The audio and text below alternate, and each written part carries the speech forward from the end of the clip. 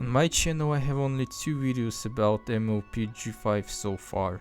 The first one was about the MLP A New Generation movie, and the second video was just my thoughts and general impression after watching a trailer for Make Your Mark Chapter 2, which was released on Netflix last September.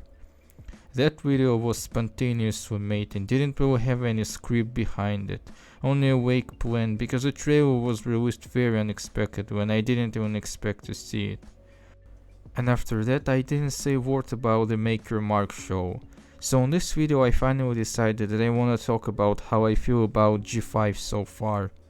To be honest, I don't like where it's going now, and I don't really see any future for this generation, unless something extraordinary happens. But let's discuss everything step by step. If I ask a regular MLP fan who is the creator of Friendship is Magic, probably almost everyone would immediately mention Lauren Faust. Lauren Faust for Friendship is Magic is much like Alex Hirsch for Gravity Falls.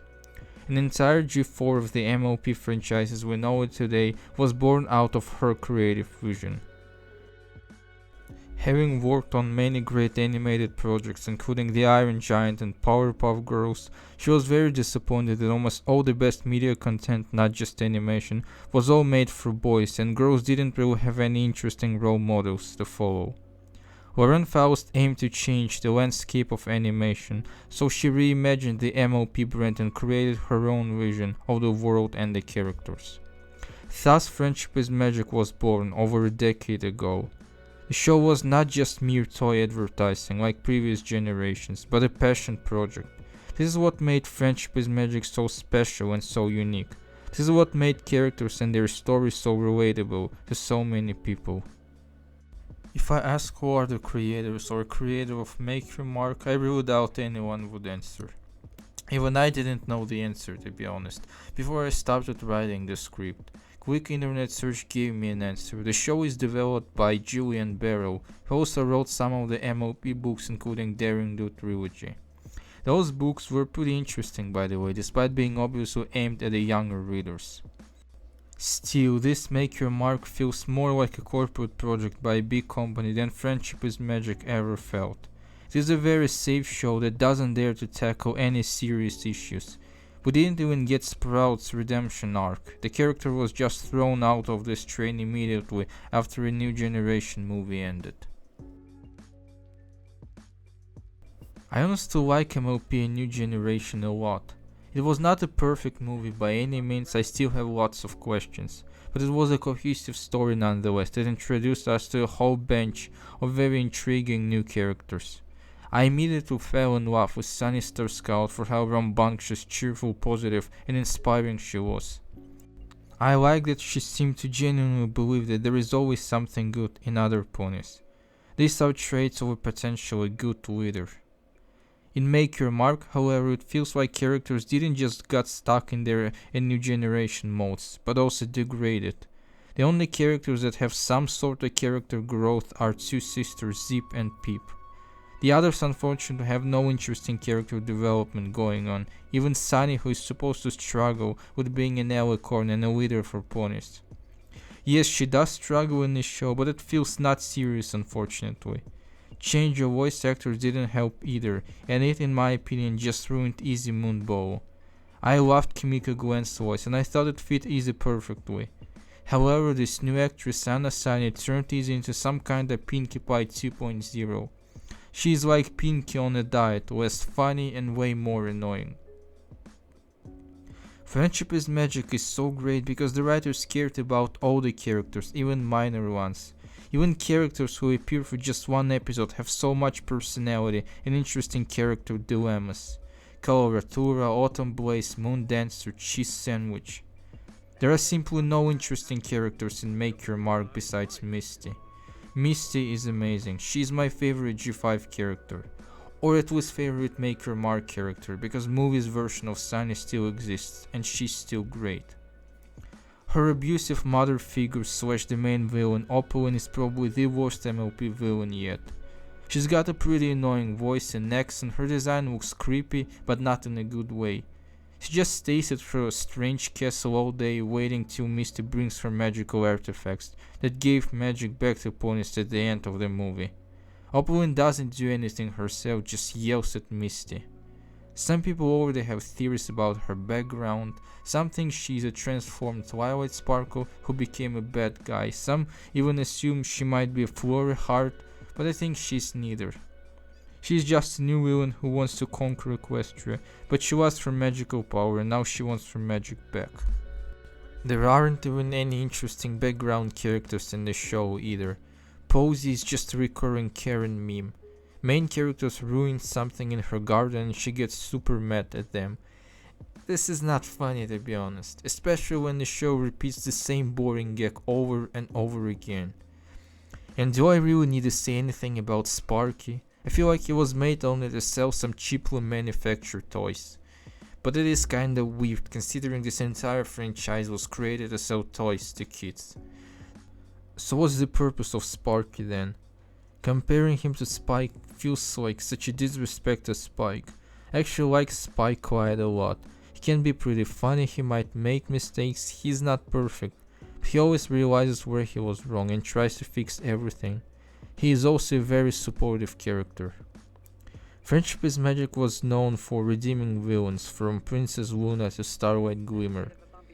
However, as I mentioned previously, Maker Mark is too afraid to get serious, so the show just forgot about Sprout's whole existence, apart from one short comedic moment. World building is just bad. Equestria, as we know, is a huge place the size of continental United States plus southern Canada. It is a very diverse place with hundreds of different cities and villages. Ponies in Manhattan speak with a transatlantic accent, while ponies in Appaloosa speak with a southern accent. In G5, however, Equestria shrank to being just 3 random settlements: Maritime Bay, Zephyr Heights, and Bridlewood. Just these 3. Apparently no pony lives outside of these 3 locations. Imagine if populations of the US and Canada lived in just 3 random cities far from each other across the North American continent. How did Equestria come to this? Something truly catastrophic must have happened. Some apocalyptic event that erased the majority of the pony population. And not just ponies apparently, other species are also gone. Ponies in G5 have modern technology, they have phones and internet, but they apparently don't know how to use online maps or mobile connection. How did pony tribes even live so isolated from each other when they're so technologically advanced? How is that even possible? After the movie I thought the show would explain it, but nope, nothing so far.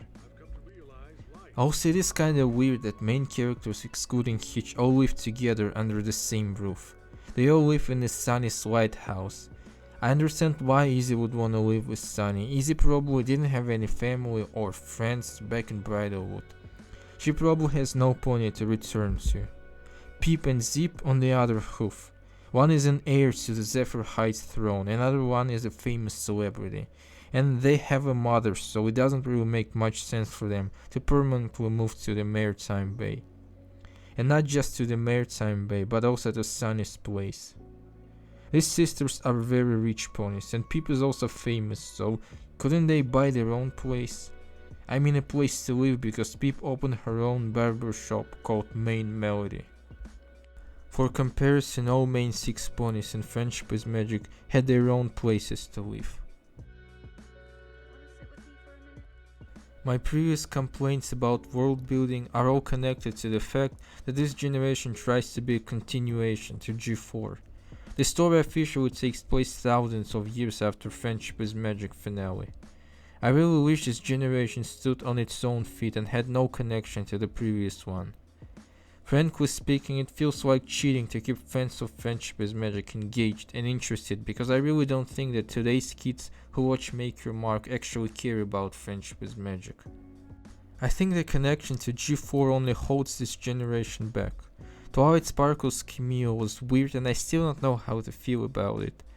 The biggest question is definitely why Twilight here doesn't look like she looked in the finale of Friendship is Magic. As time passed since coronation, she changed to look more like Celestia. This message that she recorded was definitely made long after Friendship is Magic ended, so her look doesn't really make much sense, unless she used some advanced spell to change her appearance or TH herself somehow. But I think I should not be digging too deep into this. Most likely the writers did not really care much. This cameo probably only exists for the fans of G4. What I really don't like about Netflix is how it releases shows, especially animation. I really enjoy when new episodes are released weekly. It helps to be more excited about the show, and the day a new episode is released feels like a special day. Netflix, however, releases all episodes at once, which might be preferable to some people, I don't argue with that, but I'm personally not a fan. Friendship is Magic had weekly releases on cable television from spring to fall, with a short hiatus in summer. New season was being released throughout most of the year. Friendship is Magic had 26 episodes per season, but so far we got only 8 22 minutes episodes and 2 special 44 minutes episodes of Make Your Mark in almost 1 year. That's not much, to be honest. The next batch of episodes is rumored to be released this June. It will probably be just 6 episodes and 1 special this time. Netflix doesn't have any fixed schedule, release dates are all over the place, and it creates one problem. You never know when the next episodes will be released. You never know how many episodes to expect either. It kinda kills anticipation and excitement to watch the show. At least with Friendship is Magic, we knew that the next season would start between late March and early May. Again, with Netflix there is no sense of certainty whatsoever. Maybe after we get 6 episodes in June the show will be over. It doesn't really depend on how many people watch the show on Netflix though, but it depends on how many people buy Hasbro's toys. From writers' perspective, they don't know if they will have enough episodes to explore character arcs and storylines. Make Your Mark feels so rushed because of this. We got a new villain opening immediately. For comparison, the first season of Friendship is Magic didn't have any villains at all after Nightmare Moon. Interestingly enough, Make Your Mark feels rushed, but at the same time it feels like it's literally going nowhere. Netflix and Hasbro are the reasons why the story advances at such a weird pace. Nobody knows how long before Hasbro decides to stop the project. The same problem was with The Legend of Korra. The writers of that show made the first season a complete story, with the main villain defeated at the end, because they were not sure that Nickelodeon would greenlight more seasons. This is why The Legend of Korra doesn't have a big overarching plot. Each season is its own finished story. Right now I feel like this entire G5 is just going forward on autopilot mode. Where it will end up is uncertain so far. But we got only 8 episodes and 2 specials, so I'm not gonna declare this generation doomed. Maybe it'll get better eventually, we just need to wait and see. Of course, how can I not talk about an obvious elephant in the room? Animation. In order to make the G5 look and feel different from G4, and also to save money of course, Hasbro decided to make it 3D, which already was not a good sign to be honest. A new generation movie looked great in my opinion. Well, because it is a movie with a big budget, a show apparently is much more limited financially, so the quality of animation we received is not really good to say the least. It is very cheap 3D animation, that's obvious. Make Your Mark doesn't look terrible, but the characters sometimes look like rubber toys.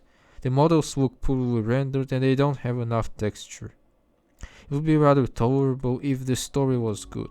To me the story always comes first, but if the story isn't really great, at least animation should be visually pleasing.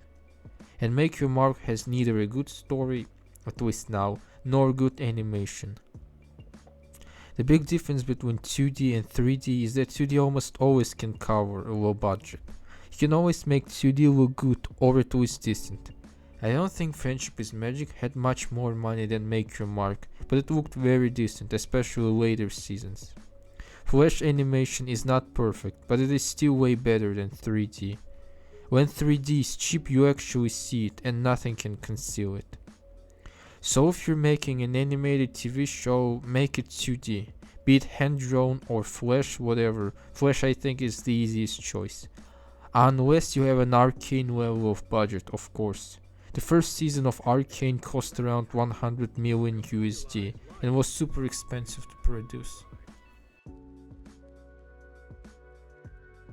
I should also mention the Tell Your Tale show. It is just a simple slice of life web series on YouTube with somewhat decent animation for a simple slice of life web series on YouTube. The show probably exists as an additional advertisement for toys. My only actual complaint is that this show makes Misty and Opaline look even goofier than they should. Also the humor is kinda bad, but I don't really care about the series anyway. It is a bonus to the main series that isn't even necessary to watch. Tell Your Tale should be treated the same way as Pony Life. I personally don't have any strong opinion on Tell Your Tale. Some episodes are pretty decent, but the vast majority are just boring and repetitive, with not much to say. I don't really hate this generation. As I already said previously, I'm still willing to give it a chance and see if it can improve. I'm not really hopeful though. But right now I am very disappointed.